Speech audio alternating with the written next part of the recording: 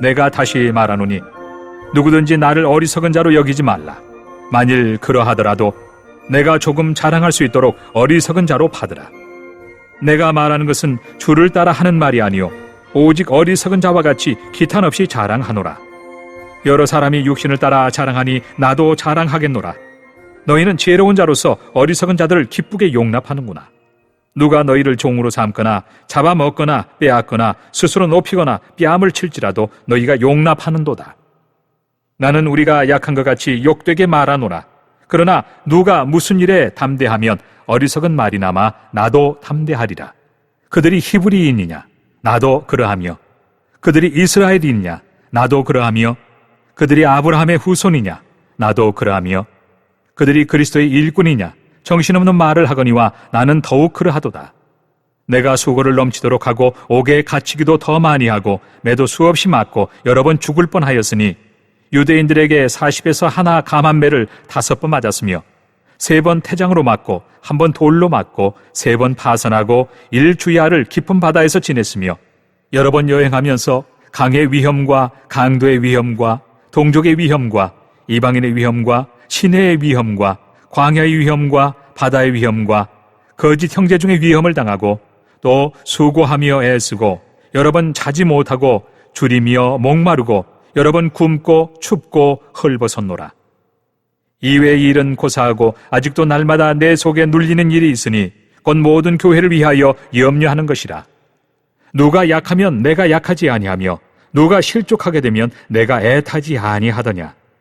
내가 부득불 자랑할진대 내가 약한 것을 자랑하리라. 주 예수의 아버지 영원히 찬송할 하나님이 내가 거짓말 아니하는 것을 아시느니라. 다메섹에서 아레다 왕의 고관이 나를 잡으려고 다메섹 성을 지켰으나 나는 광주리를 타고 들창문으로 성벽을 내려가 그 손에서 벗어났노라. 오늘은 고난에 대해서 한번 좀 우리가 생각해 보려고 합니다. 바울의 이상한 자기 자랑, 고난을 자랑하는 바울에 대해서 한번 말씀을 전하려고 합니다. 기독교를 십자가의 종교, 십자가로 상징을 합니다. 여러분 혹시 목걸이에 십자가 하신 분들 있습니까? 가끔 TV에 나오시는 분들도 십자가를 이렇게 자랑스럽게 걸고 나오는 것을 봅니다. 사실 그런데 십자가는 고난의 상징이었습니다. 고난의 상징. 그래서 기독교를 고난의 종교라고 이야기를 합니다. 여러분 우리가 기독교 하면 고난의 종교라는 그런 인식이 좀 있습니까? 그런데 많이 이제 우리가 편하게 신앙생활 하다 보니까 그런 마음이 없어요.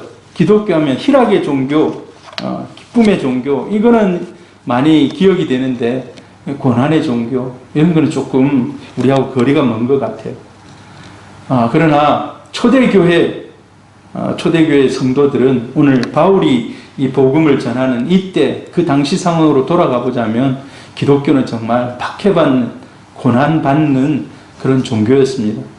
AD 약 300년 동안 카타콤에서, 여러분 이제 우리는 이제 뭐 여기 있는 분들 거의 다 40을 넘겼는데 40을 넘기지 못하고 죽었다 그래요.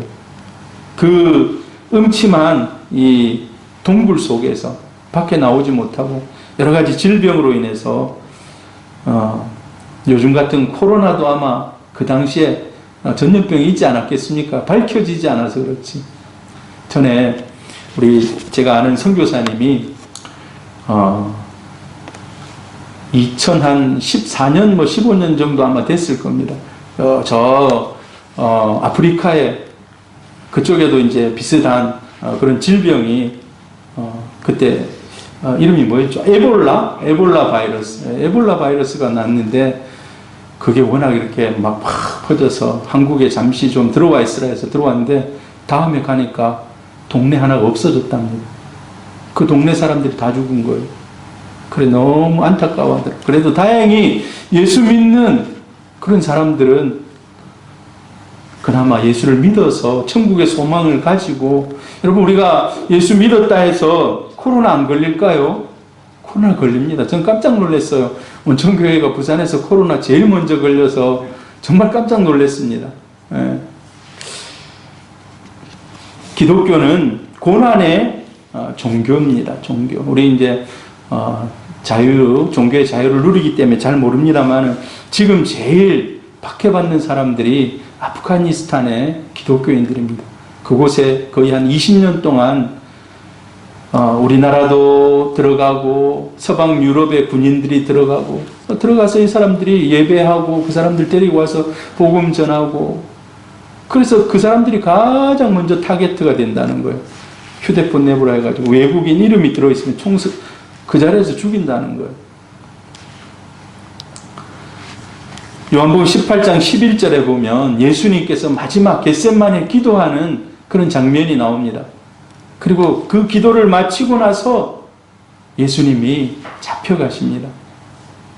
그럴 때 제자들은 지금 이거 잡혀갈 일이 아닌데, 제자들이 지금 이제 예수님이 뭔가 변화를 일으키고 뭔가 지금 이 나라를 전복시키고 새로운 로마를 향해서 선포를 하고 그래야 될 때인데 예수님이 순수하게 잡혀가시거든요. 그때 예수님이 하신 말씀이 그래요. 아버지께서 주신 잔을 내가 마시지 않겠느냐. 아버지께서 주신 잔이 기쁨의 잔입니까? 고난의 잔이에요. 고난의 잔. 그런데 이 고난의 잔을 예수님께서 순수하게 순응을 하십니다. 예수님은 이 땅에 오신 것 자체가 사실 하나님이신 그분이 고난의 길로 들어선 것입니다. 마구간에서 아이가 태어나요. 요즘 보면 마구간에서 태어난 걸 희화해가지고 막 예쁘게 만들어 놓고 그렇습니다만은, 여러분, 마구간에서 아이를 낳으라면 낳겠습니까? 그럴 일이 없죠. 예수님이 마구간에서 태어나시고 어렸을 때부터 아이들을 죽이기 때문에 애굽으로 도망가서 잠시 어렸을 때 애굽에서 이집트에서 피난 생활하시고 갈릴리로 가서 그냥 촌동네, 그 당시 때 학자들이 그래요. 그 갈릴리 나사렛 동네가, 나사렛 아무리 사람들이 많아도 500명을 못 넘었다 그래요. 그런 소도시, 전체 뚝뚝 떨어져 있는 사람들이 한 500명이 안 넘는 그곳에서 그냥 30세까지 지낸 겁니다. 그리고 예수님이 3년 동안 박해받고 고난받고 결국은 십자가에서 예수님 운명하십니다. 예수님의 삶을 보면 예수님은 고난의 길을 가셨다. 비아 돌로로사. 여러분, 비아 돌로로사라고 들어보셨습니까? 그 찬양, 제가 온천교회에 있을 때 목사님이 성찬식 할 때마다 아니면 순환절마다 이 영상을 틀어줘요. 저도 지난번에 한번 틀어준 적이 있는데, 비아 돌로로 얼마나 아프셨나. 못 박힌 그 손가락. 예수님이 이렇게 고난의 잔을 마시고 그 고난의 길을 가셨습니다. 이사야 53장에 이 사건을 미리 예언해 놓습니다. 우리 같이 한번 읽어봅니다. 이사야 53장은 굉장히 중요한 구약 성경이라고 할 수 있습니다. 같이 읽습니다. 시작. 그는 실로 우리의 질고를 지고 우리의 슬픔을 당하였거늘 우리는 생각하기를 그는 징벌을 받아 하나님께 맞으며 고난을 당한다 하였노라. 그가 찔림은 우리의 허물 때문이요 그가 상함은 우리의 죄악 때문이라. 그가 징계를 받음으로 우리는 평화를 누리고 그가 채찍에 맞음으로 우리는 나음을 받았도다. 예수의 이 고난 700년 전에 신랄하게 그대로 기록이 되어 있습니다.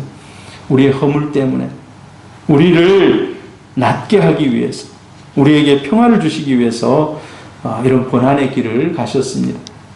자, 이제 우리는 예수의 제자로서 예수를 믿고 나면 작은 예수의 제자로 삶을 살아갑니다. 예수님께서 마태복음에 보면 제일 먼저 대중 앞에, 특별히 예수를 따르는 제자들 앞에 하신 설교가 산상수훈입니다. 그럼 산상수훈이 제일 처음에 나와 있는 이야기가 예수님께서 하신 말씀 중에 8복이 기록되어 있어요. 8복. 8가지 복을 얘기합니다. 그 중에서도 마지막 8번째 복이 뭔지 아십니까, 여러분? 8번째 복. 잘 모르죠? 한번 우리가 마태복음 한번 이렇게 나중에 살펴보시기를 바랍니다. 근데 8번째 복이 이거예요. 8복 중에 마지막 8번째. 같이 읽습니다. 시작. 나로 말미암아 너희를 욕하고 박해하고 거짓으로 너희를 거슬러 모든 악한 말을 할 때에는 너희에게 복이 있나니. 나 때문에 박해당한 거, 나 때문에 욕먹는 거, 예수님 때문에 욕먹는 거, 악한 말을 듣는 거, 이런 사람을 복이 있다라고 얘기합니다. 복이 있다. 우리가 이런 말 하잖아요. 욕을 많이 얻어먹으면 오래 산다고. 근데 세상적인 그런 것이 아니라 예수님 때문에, 예수님으로 인해서 악한 말을 듣고 이런 일들을 당할 때 하나님께서 기억하신다는 겁니다. 의를 위하여 핍박받는 것. 의를 위하여 핍박받는 것. 한번 여러분 생각해 보세요. 나는 인생 살아가면서 얼마나 주님을 위해서, 하나님의 의를 위해서, 하나님의 나라를 위해서 핍박받으면서 살았는지. 때로는 복음을 전하면서 핍박당할 수 있습니다. 전도하다가 핍박당하는 거 많아요. 전도하다가. 니나 잘 믿어라. 막 이런 얘기들 많이 듣잖아요. 어떤 사람 전도하러 갔는데 막 소금을 뿌린다든지 물을 이렇게, 옛날 누가 그러더라고요. 전도하러 갔는데 문을 안 열어주고 그 위에서 꾸중물이라고 아십니까 여러분? 그걸 씻고 나 그걸 탁 물을 이렇게 뿌려가지고 완전 옷을 다 버렸다고 그런 얘기를 들은 적이 있습니다. 주님으로 인해서 핍박받는 것, 이거를 의를 위해 핍박받는 것과 동일시하고 있다는 것입니다. 성경에서. 그리스도인의 삶, 그리스도인의 삶은 그래서요, 저와 여러분이 인생 살아가면서 주님의 제자로 살아가면서 우리에게 주어진 자기의 십자가가 있습니다. 자기의 십자가. 자기가 져야 할 십자가. 그런데 이게 내가 안 지게 되면은 하나님 늘 우리 마음속에 부담감을 주세요. 마음속에. 야, 내가 너에게 이거 부탁했잖아 하는 그런 부담감이 계속 있습니다. 그걸 벗어버리고 싶은데도 계속 그게 자기 가정의 자녀들일 수도 있고 또 누구에게 전도하고 싶어하는 그 열망일 수도 있어요. 그런 하나님이 주시는 각자 상황에 따른 이런 작은 십자가가 있습니다. 여러분, 이 십자가 내려놓으면 내려놓을수록 우리 마음이 어찌 보면 무거워요. 근데 그것을 짊어지는 순간 주님이 그 십자가 함께 지시는 줄 믿습니다. 그리고 감당할 힘을 하나님이 주십니다. 우리는 삶을 살아가면서 고생 없는 삶을 살기를 원해요. 편하게 사는 것. 편하게 좀 살고 싶지 않습니까? 우리 육신을 입고 있기 때문에 이 육신은 편한 것을 원해요. 편한 것을. 좀 더 자자, 좀 더 졸자. 성경에도 나와요. 잠언에 보면. 좀 더 자자, 좀 더 졸자 하면은 내 궁핍이, 가난함이 군사처럼 쳐들어올 것이다 그래요. 군사들이 갑자기 확 쳐들어와서 북한이 뭐 내가 언제 쳐내려갈게 하고 얘기 안 해요. 그냥 갑자기 새벽에 그냥 막 침투해가지고 막 6.25를 일으키고 막 쳐내려오는 거예요. 편하게 사는 거, 여러분 너무 편한 것을 추구하지 마시기를 바랍니다. 예수 믿는 사람들 너무 편하면 죄 짓습니다. 너무 편하면 다른 것에 신경 써요. 고난이 없는 삶, 일을 하든지 돈을 벌든지 공부를 하든지 가정을 지키든지 행복을 지키든지 뭐 교회 일을 하든지 주님의 일을 하든지 고난이 없는 삶은 없어요. 제가 우리 주일마다 PPT를 넘기고 있는 현수 있잖아. 현수에게 전에 물어봤어. 현수야, 니 그래도 의대를 이렇게 들어갔는데 이제 현수가 한 해 이제 재수를 해서 이렇게 들어갔는데 니 서울에 있을 때 기분이 어떻더노? 힘들지 않았더나 하니까 현수가, 목사님 제가 화장실에서 매일 울었어요. 너무 공부하기 힘들었다는 거예요. 지금 그러더라고요. 그래서 울면서 하나님 저에게 왜 이런 시련을 주십니까? 여러분 그러나 그런 고난을 통과하니까 하나님이 그를 또 크게 쓰실 줄 믿습니다. 너무 자녀들에게 많은 걸 물려주려고 하지도 마세요. 자녀들에게 많은 걸 물려주면 세상에서 이 자녀들이 경쟁력이 떨어져요. 경쟁력. 처음에는 편할지 몰라요. 처음에 편할지 모르지만 그러나 우리 자녀들에게 도전 정신을 가르치고 세상에 도전해서 성취할 수 있는 이런 것들을 가르쳐야 돼요. 유대인들이 전 세계에 가장 많은 부를 가지고 있어요. 유대인들이. 근데 유대인들이요, 자녀들에게 그 재산 잘 안 물려줍니다. 다 부자들은 재단을 만들어 가지고요, 재단에다 다 넣어버려요. 그리고 우리나라 대기업 회장들, 이런 회장들 자녀들도 보니까, 자, 네가 아르바이트 해가지고 대학 다녀라. 그런 분들도 있더라고요. 그 다음에 제일 밑바닥부터 이제 훈련시키고. 여러분, 우리 예수 믿는 사람이라고 해서 고난이 없는 것이 아닙니다. 고난 당합니다. 저는 참 원천교회가 코로나 1번, 부산에 1번으로 해서 얼마나 그때 막 신문에 막 많이 나오고 막, 야, 어떻게 참 이런 고난이 그 주위의 사람들에게 거의 그 폭탄 맞은 듯이 상권이 다 그 옆에는 안 가는 거예요, 코로나. 지금 우리가 코로나 자주 이렇게 이제 나오기 때문에 경계심이 많이 무너졌습니다만, 처음에는 진짜 어떻게 되는 줄 알고 예수 믿는 그리스도인이라고 해서 고난이 면제되는 것이 아닙니다. 그리고 고난 가운데 이룬 행복과 성공은 더 값지다는 것입니다. 우리 새소만 교회가 어려운 가운데 부흥하게 되고 성장하게 되면 우리에게 더 큰 기쁨이 있을 줄 믿습니다. 여러분이 그 일에 함께 동역하는 우리 성도님들 되기를 축복합니다. 성경에 가장 극심한 고난을 당한 사람을 찾아보자면 욥이라고 할 수가 있어요.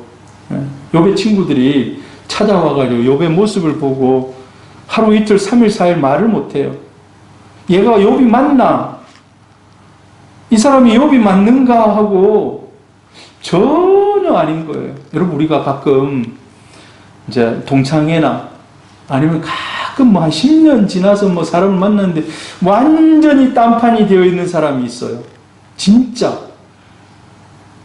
얼굴을 고쳐서 딴판이 된 사람이 있을 수도 있지만 완전히 모습이 달라져 있는 그런 사람. 마치 욥이 그런 거예요. 친구들이 와서 다 보니까. 그래서 말문을 잃어요. 욥이 자기가 이런 고난을 당하면서 쭉 느끼는 게 있어요. 같이 한번 읽어봅니다. 내가 가는 길을 그가 아시나니 그가 나를 단련하신 후에는 내가 순금같이 되어 나오리라. 욥이 자기의 극심한 고난의 원인을 잘 몰라요. 내가 하나님 앞에서 별로 이렇게 이만큼 징벌을 받을 그런 존재가 아닌데 그동안 하나님이 나를 기뻐하시고 사랑하셔서 많은 복을 주셨는데 왜 이렇게 됐을까? 하나님 그를 깨끗게 하시는 시간, 다시 한번 정결케 하시는. 여러분, 우리가 욥과 같은 이런 극심한 고난은 아니다 할지라도 인생을 살아오면서 다 이런 고난에 이런 과정들을, 고난의 터널들을 한 번씩은 지납니다. 우리의 잘못된 시각을 그래서 바뀌어야 돼요. 고난당한다 해서 무조건 저 사람이 지금 하나님께 징벌을 받고 있다. 사실 고난이 징벌일 수도 있어요. 그러나 다 그렇지는 않다는 거예요. 고난이 없어 나는 평안하다. 그래서 나는 하나님께 더 많은 복을 받았다. 여러분에게 제가 담임 목사로서 여러분이 고난 안 당하는 것을 참 기도합니다. 오늘 새벽 기도를 하면서 늘 하나님, 우리 김분순 어르신, 하나님 빨리 이 고난에서 빨리 회복시키시고 다시 우리 가운데 예배할 수 있는 은혜를 주옵소서. 강길천 집사님도 몸이 불편하고 이래가지고 못 나온 지가 좀 됐어요. 한 달 반 정도 이래 됐는데 하나님 주님께서 고쳐주옵소서. 여러분, 그러나 고난의 시간이 결코 그냥 헛된 그런 시간이 아니라는 것입니다. 고난은 하나님의 징계일 수도 있고 훈련일 수도 있고 주님의 이름 때문에 핍박받는, 오늘 여기 팔복에서 얘기했던 것처럼 의를 위하여 고난받고 핍박받는 것일 수도 있습니다. 그러나 중요한 것은 이 기간들을 다 거치고 나면은요, 우리는 더 깨끗해지고 더 정결해지고 더 하나님 앞에 순결해진다는 것입니다. 여러분, 진짜 어려우면요, 하나님을 붙잡습니다. 진짜 깨끗한 마음으로 하나님 한번 좀 살려주십시오. 여러분, 그런 기도 혹시 해보셨습니까? 하나님 진짜 한번 좀 살려주십시오. 인생의 가장 밑바닥까지 떨어져서 하나님, 이제 하나님의 은혜가 아니고서는 도저히 나는 이 고난을 헤쳐갈 수가 없습니다. 하나님 불쌍히 여기셔서 나를 다시 한번 살려주십시오. 그때는요, 정말 순결해집니다. 깨끗해집니다. 어찌 보면 하나님께서 고난을 주시는 이유가 우리를 그렇게 순결하게 깨끗하게 우리를 만나기 위함일 수도 있습니다. 오늘 본문으로 돌아가 보면 바울이 자기가 자랑을 해요. 근데 보니까 지금 거짓 선지자들이, 거짓 교사들이 와가지고 막 자기들의 우월성을 막 심는 거예요. 야, 우리는 뭘로 제일 먼저 우월성을 자기들이 얘기를 하는가? 22절에 보니까 우리는 히브리인이라는 거예요. 우리가 이스라엘이라는 거예요. 우리는 아브라함의 후손이라는 거예요. 이게 다 뭡니까? 유대인이라는 거예요. 유대인. 근데 사도 바울도 나도 그렇다. 여러분, 히브리인, 이스라엘인, 아브라함의 자손, 이게 다 유대인이거든요. 근데 유대인이 굉장히 우월성을 가지고 있어요. 지금도 유대인이 우월성을 가지고 있습니다. 우월한 마음을 가지고 있어요. 우월한 마음. 지금 현재 이 시점에서도 유대인들은 어떤 우월한 그런 마음을 가지고 있습니까? 그들은 선민이라는 거예요. 하나님이 선택했다는 거예요. 많고 많은 사람 중에 하나님이 골랐다는 거예요. 마치 100명이 시험을 본다면 1명이 합격한다면 1명 중에 자기가 선택됐다는 거예요. 그리고 하나님의 말씀이 자기들을 통해서 주어졌다는 거예요.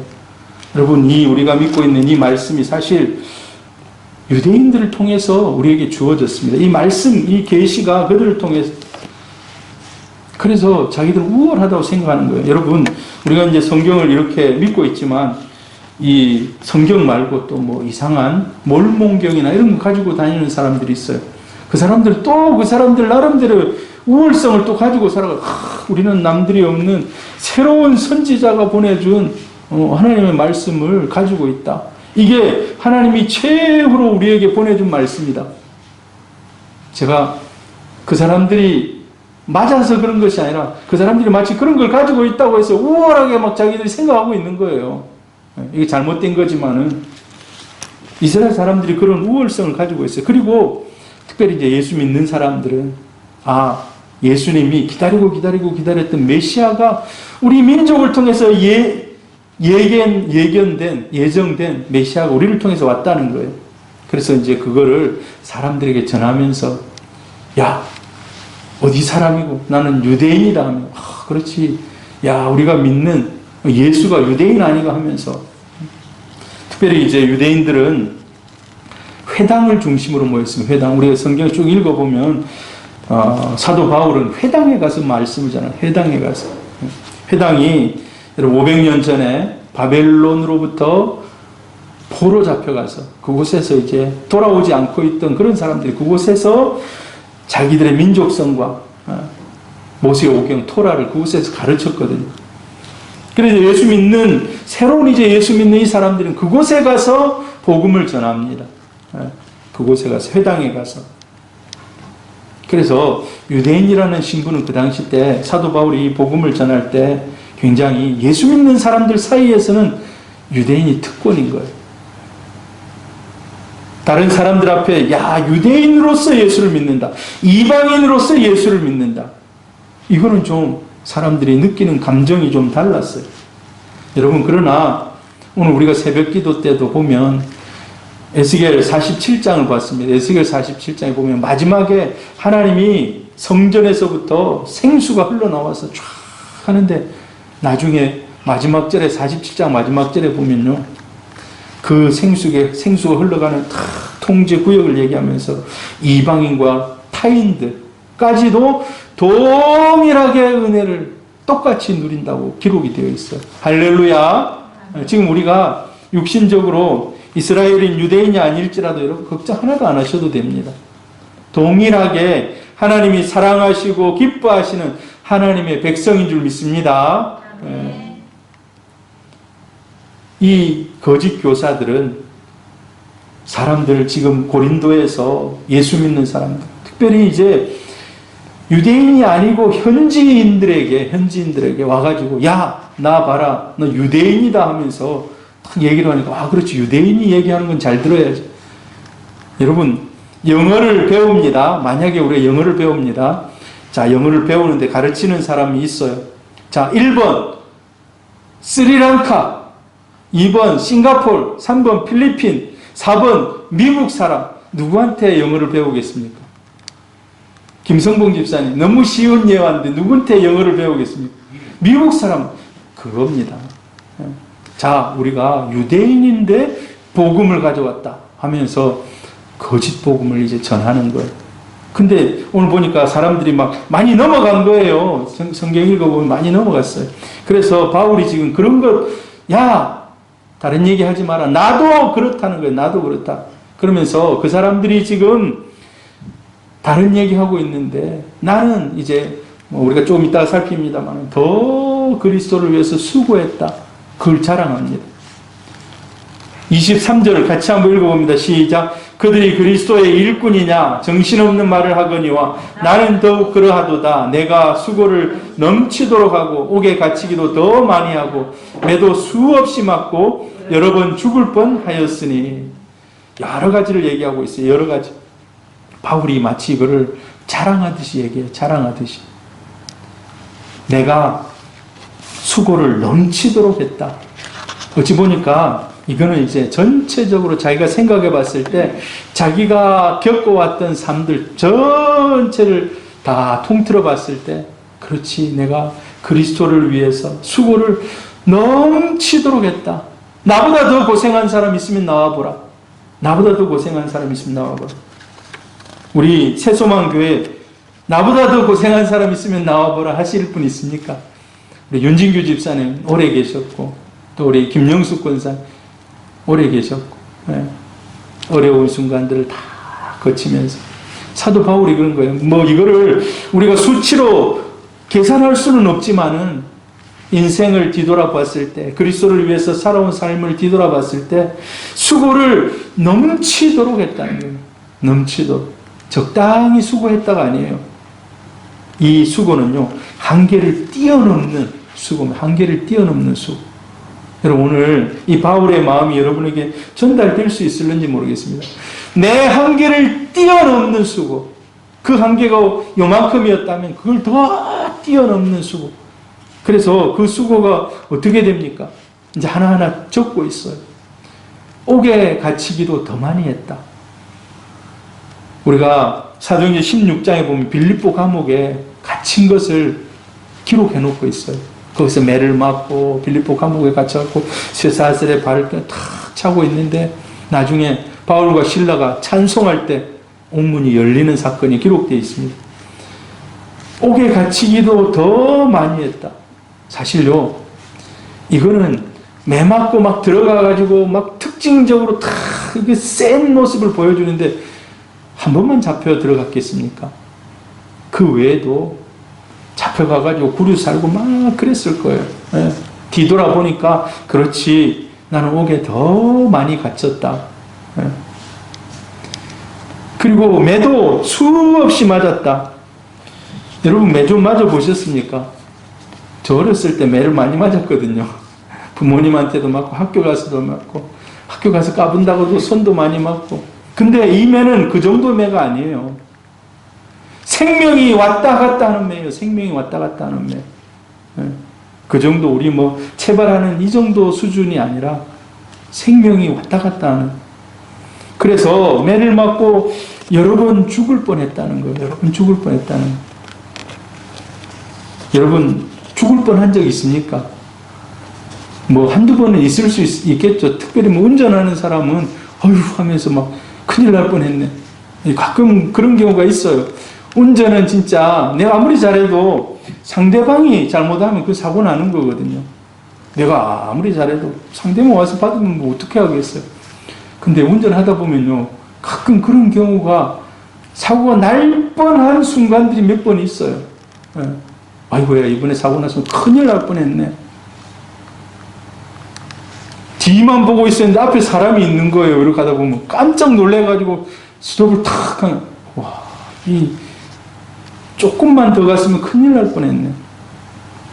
근데 사도 바울이 여러 번 죽을 뻔했다는 거예요. 예. 뭐 차에 부딪혀갖고 그런 게 아니에요. 고난당해서 그런 고난당해서 매 맞고 나중에 보면 매를 얼마나 맞았는지도 기록이 되어 있어요. 돌로도 맞아요. 돌로도 맞아. 예. 24절에 보니까 유대인에게서 40에서 하나 감한 매를 5번 맞았다 그래요. 그럼 몇 대입니까? 40에서 하나를 빼면은 39 아닙니까? 39. 39번. 이것을, 한 번 때릴 때 이제 39번을 이제 때리는데 사실 이제 율법에 이것을 얘기를 하고 있어요. 유대인들에게 40에서 하나 감한 매를 5번 맞았다 했는데 신명기 25장 3절에 보면 40까지는 때리려니와 그것을 넘기지 못할지니 만일 그것을 넘겨 매를 지나치게 때리면 내가 내 형제를 경히 여기는 것이 될까 하노라. 이거 율법에서 40을 넘겨서 때리지 말라고 얘기를 하고 있어요. 그래서 40을 넘겨서 때리면 오히려 그 사람이 저주를 받는다고 생각하고 있어요. 이 문헌에 찾아보니까 13대씩 3번을 때린다고 그래요. 13대씩. 쉬지 않고 13대를 때리는 거예요. 13대를. 그 다음에 잠시 상황을 파악하고 다시 또 13대를 때리는 거예요. 쉬지 않고. 그럼 마지막 또 13대를 때리는 거예요. 39대를. 옛날에 우리나라 사람들도 태형이라 그래가지고, 태장. 이걸 태형이라 하거든요. 이제 벌을 주는 그거 중에 사람을 딱 묶어놔요. 못 움직이게. 팔 묶고 해가지고 널판지 위에 딱 해놓고 이제 이렇게 치는 겁니다. 아마 사극이나 이런 데서 여러분 보셨을 것입니다. 마치 그렇게 때리는 거예요. 근데 이걸 맞다가 죽는 사람도 있어요. 죽는 사람도. 그냥 실실 때리는 게 아닙니다.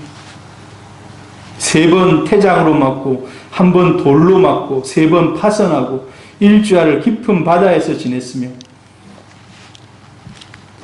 5번을 해초리로 맞았고 3번은 몽둥이로 맞았고 이제 우리 성경에 보면은 몽둥이로 1번은 돌에 맞고 여러분 그 사도행전 14장에 보면 루스드라에 갔을 때 바울이 그곳에서 안전뱅이를 살려요. 살린 다음에 안전뱅이를 고쳐줘요. 그래가지고 그 성이 완전히 난리가 났어요. 야, 바울 대단하다. 이야, 정말 대단한 사람이 왔다. 근데 유대인들이 와가지고 바울을 성으로 데려가가지고 막 밀쳐놓고 돌을 던지고 그때 딱 사람들이 보니까 죽은 거예요. 죽은 것 같은 거예요. 근데 사도 바울이 그걸 맞으면서 여러분 학자들이 그래요. 성경학자들이 사도 바울이 맞아서 죽어있는 그 상태가 바로 고린도후서 12장의 상태다라고 그래요. 고린도후서 12장. 고린도후서 12장에 뭐가 나옵니까 여러분? 한번 넘겨보세요. 고린도후서 12장에 뭐가 나오는지. 고린도후서 12장에 뭐가 나옵니까? 주의 환상을 본 셋째 하늘에 올라간 기억. 이게 14년 전이라고 그러잖아요. 14년 전에. 14년 전. 바울이 지금 35살에, 아니야, 35이 아니라 35년, AD 35년 정도에 다메섹에서 예수를 만납니다. 그리고 나서 이게 완전히 바뀌어요. 그리고 나서 이제 1차 전도하면서 그 루스드라에서 거의 죽을 뻔한. 그래서 이 연도를 짝짝짝 계산해 보면 거의 이때가, 자기가 여기 보십시오. 그는 14년 전에 그 14년 전이 아마 그때쯤 되지 않았을까 이렇게 생각해요. 자, 그래서 바울이 이 돌에 맞아서 죽을 뻔하고 여러 번 죽을 뻔한 거예요. 26절, 27절에는 수고하고 애썼다. 수고해. 같이 한번 읽어봅니다. 시작. 여러 번 여행하면서 강의 위험과 강도의 위험과 동족의 위험과 이방인의 위험과 시내의 위험과 광야의 위험과 바다의 위험과 거짓 형제 중에 위험을 당하고, 여러 번 여행하면서 강의 위험. 여러분, 강에 비가 많이 와가지고 물살이 세지면 어떻게 합니까? 그냥 떠내려가서 나중에 며칠 뒤에 사체로 발견되는 그런 경우가 많아요. 옛날에는 비가 많이 오거나 그러면 지금처럼 뭐 다리를 잘 놔놨겠습니까? 그런 위험을 안 겪었겠습니까? 그러니까 지금 그걸 적어 놓고 있는 거예요. 여행하면서 강의 위험, 강물이 너무 불어나가지고 그냥 죽을 뻔했다. 그리고 강도의 위험. 여행하다가, 이거는 뭐 지금처럼 뭐 경찰이 옆에 있는 것도 아니잖아요. 여행하다가 어쩌다 보니까 강도들이 와서 자기 걸 빼앗아가 버리고, 잘못하면 죽는 거예요. 이때도. 동족의 위험, 이방인의 동족. 사실 바울을 제일 괴롭힌 게 바로 이 동족의 위험입니다. 유대인들이 제일 많이 괴롭혔어요. 유대인들이 따라다니면서 괴롭혔어요. 그래가지고 바울이 어디로 가는지 다음 가면 한 이틀 뒤에 와가지고 막 깽판 놓는 거예요. 깽판 놓는단 말 아십니까, 여러분? 막 와가지고 쫓아내고 그곳에 분란을 일으켜가지고 더 이상 안정적으로 복음을 전하지 못하도록. 이방인도 마찬가지. 이방인도 그런 위협을 가하고, 시내의 위험, 광야의 위험, 바다의 위험. 여러분 보세요. 바울이 안 당한 고난이 뭐 있는 것 같습니까? 안 당한 고난이 뭐 있는 것 같아요? 사실 자기를 둘러싸고 있는 모든 환경으로부터 고난을 당했다는 거예요. 모든 환경으로부터. 여러분, 이게 오늘 여러분에게 얼마나 이게 호소력 있게 여러분에게 전달될는지 모르겠습니다. 복음을 위해서 살아가는 삶이 너무 편한 삶은 아니었다는 거예요. 그만큼 죽을 힘을 내서, 아까 자기의 생각을 뛰어넘는 고난, 자기가 견딜 수 있는 것을 뛰어넘는 그런 고난을 통과하고 여기까지 왔다는 거예요. 여러분, 우리도 하나님이 때로는 이런 고난의 광야에 밀어넣을 수도 있어요. 여러분, 그때 주님과 동행하며 승리할 수 있기를 바랍니다. 수고하고 애쓰고. 자기가 생각해 보니까 그 외에도 많은 거예요. 사실 복음을 들고 첫 발을 나선 그 순간부터 고난의 길인 거예요.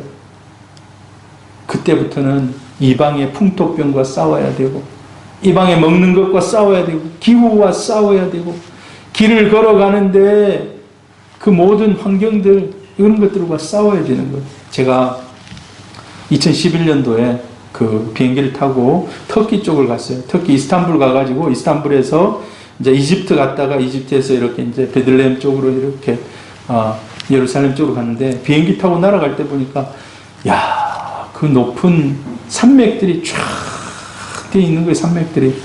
근데 그 생각이 나더라고요. 이제 제가 그때 뭐 놀러 간 게 아니잖아요. 성지 답사를 하러 갔는데, 바울이 저기를 참, 지금은 차를 타고 막 해고, 요즘은요 차를 타고 안 넘어가요. 요즘 어떻게 합니까? 그냥 터널을 뚫어버려요, 이제. 안 올라가, 이제. 안 올라가. 터널을 뚫어가지고 그냥 A와 B 사이에 그냥 터널을 뚫어가지고 가버리는 거예요, 이제. 그럼 그 당시엔 그런 게 없잖아요. 그걸 다 길을 개척하면서 걸어서 넘어가야 되는, 걸어서 넘어가야 되는 그 터키 산맥들. 와, 1차, 2차, 3차, 촥 왔다가 갔다가 왔다 갔다. 야, 얼마나 힘들었을까. 그런 생각이 들더라고요.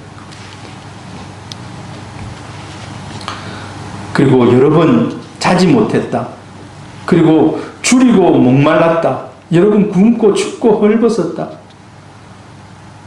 우리나라가 요즘은요, 먹을 것이 너무 많아서 요즘은 이제 유통기한 하루만 지나도 갖다 버립니다. 여러분 어떻습니까? 하루만 지나면 갖다 버립니까? 옛날에는 한 달, 두 달 놔뒀는지도 모르겠지만 유통기한 요즘에 민감한 사람들 하루만 지나도 막 갖다 버려요. 이제 안 먹어. 근데 그 당시 때 먹을 거 없어가지고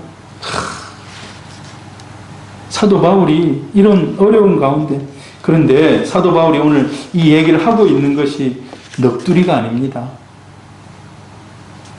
때로는 우리가 개척교회 목사님, 사모님, 이제 뭐 이렇게 우리가 목사님 모임에 가면 참 듣고 있기 민망할 정도로 막 넋두리 하는 분들이 있어요. 나 너무 힘들었다. 촌에 가가지고, 우리 남편 도시에 나가자는데 절대 안 나가고 거기서 그리 하고 있는데 죽을 뻔했다 하면서 막 넋두리 하는데, 사실 바울이 지금 얘기를 하고 있는 것이 넋두리가 아니라, 넋두리가 아니고 이것은 자랑이라는 거예요. 복음을 위해서 내 안에 끌어넘치는 기쁨으로 나는 이 일을 감당했다는 거예요. 여러분, 우리에게 이 은혜, 고난을 뛰어넘는 은혜가 있기를 축복합니다. 근데 정말 사랑하면, 정말 마음에 간절한 소원이 있으면요, 해볼 수가 있어요. 해볼 수가 있어요. 자기 자녀를 위해서 고생하는 것은 사실 고생이라 생각 안 합니다. 마치 주를 위해서 이렇게 수고하고 고난을 당하고 어려움을 당하지만 이게 넋두리가 아니라 난 정말 기쁨으로 그 일을 감당했다. 다시 그 일을 한다고 하라고 하면 나는 한다. 바울이요, 1차, 2차, 3차, 4차는 저 서바나로 지나서 이렇게 다니면서 전도하다가 나중에 십자가에 그렇죠. 이제 순교당하죠. 근데 만약에 바울에게 하나님이 생명을 더 연장시켜가지고 니 한 앞으로 5번 더 해라 하면 바울이 어떻게 했을 것 같습니까? 기쁨으로 감당했을 것입니다. 진짜 완전히 나이가 나중에 많아서 자연사하는 그런 상황이 그냥 하나님이 맞이하게 그냥 니 계속 복음 전하면서 다니라. 마지막에 다니다가 아이고 이제 힘들어서 그만하랍니다. 그랬을까요? 안 그랬을 것 같아요. 나이가 많이 들고 몸은 막 노쇠해져 있었겠지만 그래도 아마 그 길을 갔을 것입니다. 가끔 제가 이제 이렇게 이제 목사님들 은퇴하시는 모습들을 보잖아요. 이제 김상수 목사님이라는 분을 굉장히 제가 존경하는데 우리 고신 분인데 그 목사님이 물목회로 물목회. 그럼 물목회가 그냥 본인이 그냥 그렇게 얘기해요. 나는 물목회를 한다고. 물은 그냥 높은 곳에 갖다 놓으면 다 흘러내려가는 거예요. 나중에 다 땅속에 들어가서 물이 어디 갔는지도 모르는 거예요. 자기를 드러내지 않는. 그리고 무슨 자기에게 고난이 왔다거나 애매한 일을 당하거나 그러면 절대 얘기하지 않아요. 그리고 이제 그분이 목회를 잘하다가 이제 70에 은퇴를 했어요. 은퇴하고 저분이 은퇴하고 뭐 할까 했더니 막 자기 책을 한 권 썼더라. 바보 목사. 바보 목사는 책을 썼어요. 그리고 보니까 나중에 중국으로 선교사로 가시는 거예요. 남은 일생 선교사로 살겠습니다 하고 선교사. 근데 이제 중국에서 다 이제 추방시키고 해서 다시 아마 한국에 들어오셨을 거예요. 그들은 잘 모르겠는데. 여러분 그렇습니다. 여러분도 마찬가지예요. 저도 마찬가지입니다. 저도 마찬가지예요. 우리 이 성경 구절 한번 읽어볼까요?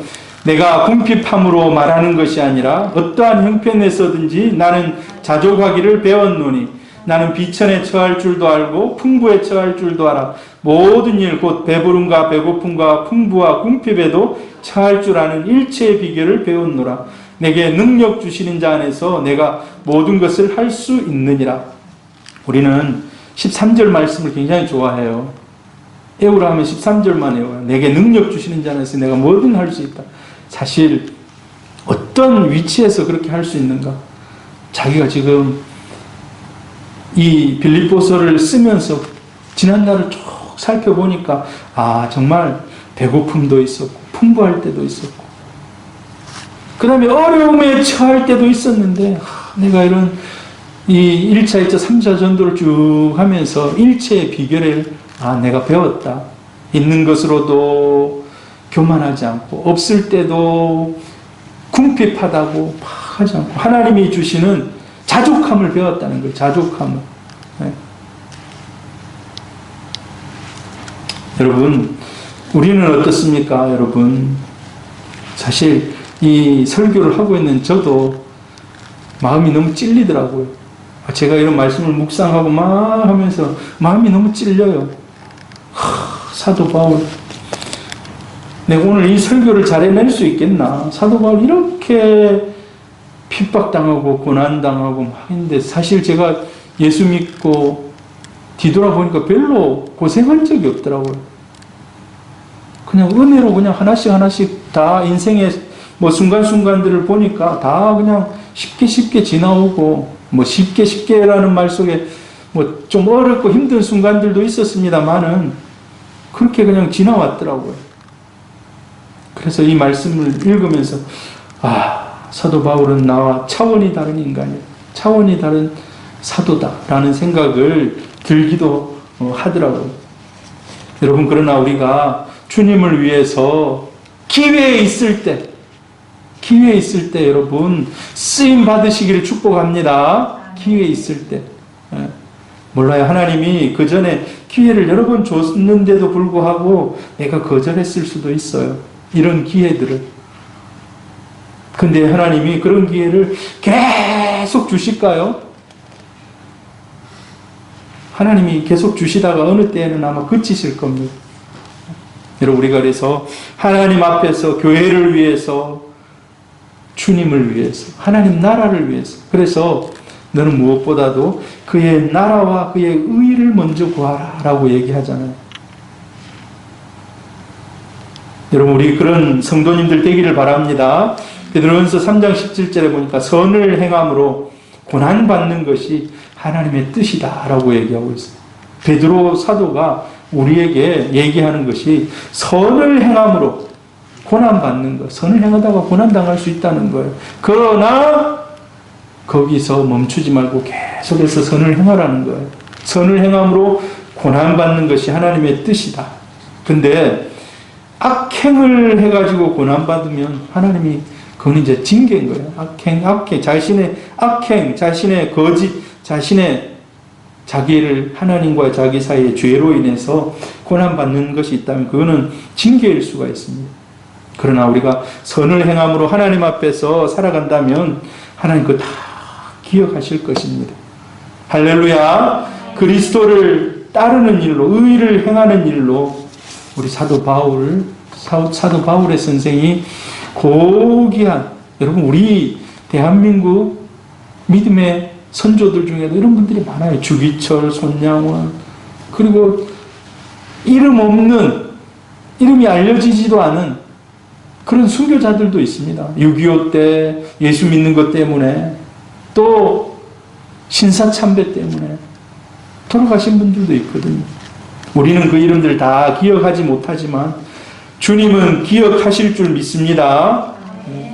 주를 위해서 작은 여러분의 수고 모르겠어요. 나는 정말 큰 마음 먹고 수고한다. 큰 마음 먹고 헌신한다. 그런 마음이 있을 수도 있어요. 수고의 상관관계는 서로 달라요. 저 사람 참 큰 수고를 한다. 저 사람은 저거밖에 수고를 안 할까? 사람들이 보는 눈이 있지만 자신은 또 다르거든요. 우리에게 기회 주어졌을 때 여러분 수고하고 애쓰는 주를 위해서 더 하나님의 은혜를 사모하며 나가는 우리 성도님들 되기를 주의 이름으로 축복합니다. 할렐루야.